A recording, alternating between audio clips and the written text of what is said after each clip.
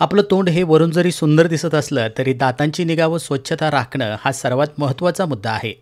आपल्या शरीराचं ते प्रवेशद्वार असून दात, जीभ, ओठ यांचा आपल्या दैनंदिन जीवनाशी संबंध आहे. चेहरा हा माणसाचा आरसा आहे. भावनांचा गोंधळ चेहऱ्यांवरती स्पष्ट दिसतो.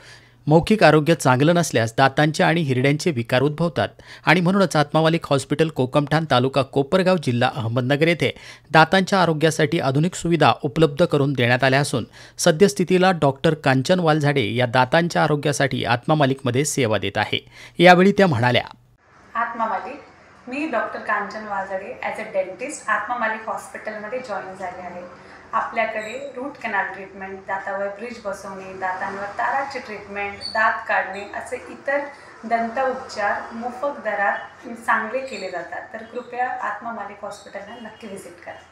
याशिवाय अनेक आधुनिक वैद्यकीय सुविधा आत्मामालिक हॉस्पिटलमध्ये उपलब्ध असून महात्मा फुले जनआरोग्य योजनेच्या व इतर अनेक योजनेच्या माध्यमातून मोफत आणि अल्प दरात उपचार केले जात आहे.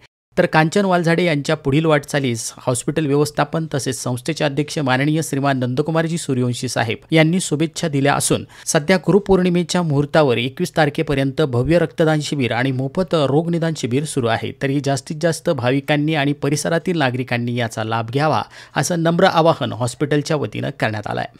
आत्मामालिक न्यूजसाठी संपादक सागर आहिरे, कोकमठाण.